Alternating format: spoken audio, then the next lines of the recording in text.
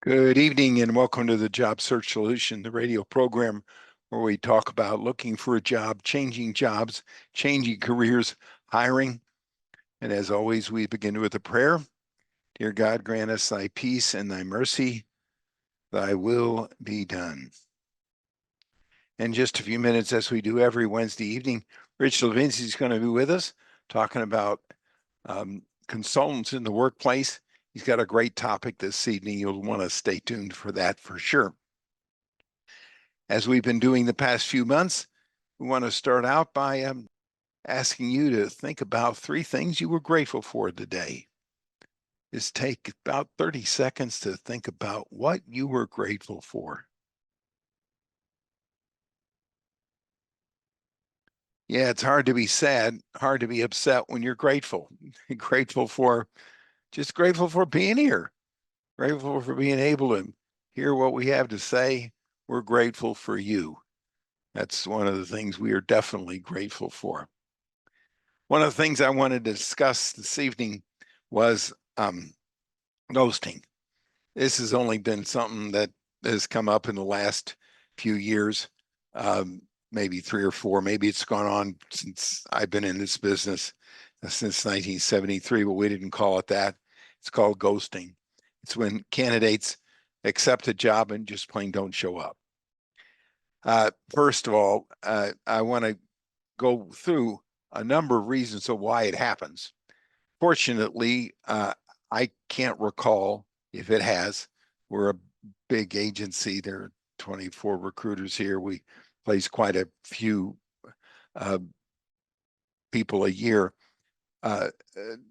Best of my knowledge, it hasn't happened to us. It's not likely to happen with candidates that come through a recruiter because we qualify them pretty well. But anything can happen.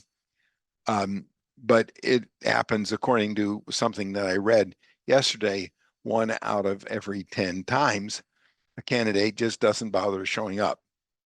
Just doesn't call, doesn't write, doesn't do anything, just doesn't show up. I thought I'd go over the reasons as to why. First of all, people don't have the manners that they used to have. There are a lot of societal reasons for that we are not equipped to or knowledgeable enough, expert enough to talk about in this radio program. But I will tell you some of the reasons as to why candidates do it.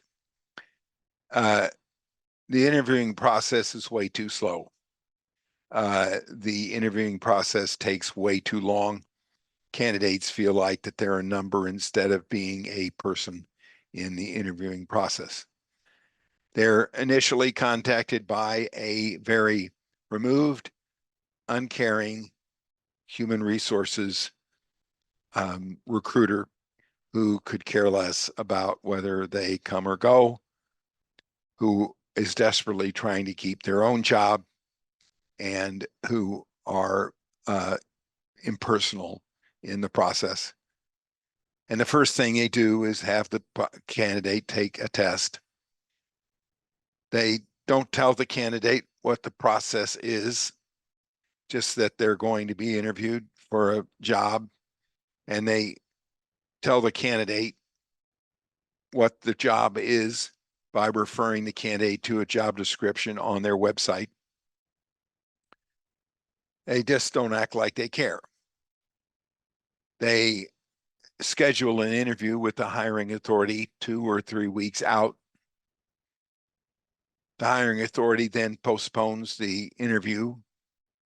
When the hiring authority does interview the candidate, he doesn't care about the candidate all that much, just cares about what he's looking for, he or she is looking for. Doesn't make the interview very, very personable. Makes it rather perfunctory. Informs the candidate that they've got 3 or 4 or 5 other candidates that they're talking to, and they'll get back to them sometime in the future. Nobody informs the candidate what the schedule of the interviews are and when they plan to make a decision. There doesn't seem to be any sense of urgency in the hiring process. The hiring authority or the company that's doing the interviewing postpones an interview 2 or 3 different times. They don't make the candidate feel like that they're wanted. Don't make the candidate feel like that they're loved. Don't make the candidate feel like that they're a part of the integral process of the company. Not being upfront with the candidate about what not just the duties and responsibilities, what the pitfalls of the job is, what the downside of the job is. Not letting the candidate talk to other people that are in the company with the job. Not making the candidate feel like that they're wanted. Making the candidate feel like, we got a job, you need a job. If you want it, why don't you crawl on your knees a little bit and act like you are begging for it, and we might consider it. Postponing things like, as I mentioned, the interviewing process, the decision time that they're going to make, not being upfront with the candidate about all of the things that are involved in it, not informing the candidate about how many interviews there'll be in the process. And oh, by the way, having too many people involved in the process, in the interviewing process, that don't have anything to do with the job. In short, making it a burdensome process that somebody dreamed up in corporate somewhere down the line a number of years ago. And it just plain isn't very personable, and it isn't very functional, and it isn't very warm and friendly. So the candidate goes through the process because the candidate needs a job. But the candidate is also interviewing other places that are more warm and more friendly, less formal, and more quick to make a decision. So the candidate gets a job offer from someone else and thinks so highly of your interviewing process that they don't even bother to show up after they've accepted your job. Well, that's why ghosting happens. So think about it. Stay tuned. This is Tony Bashir with the Job Search Solution.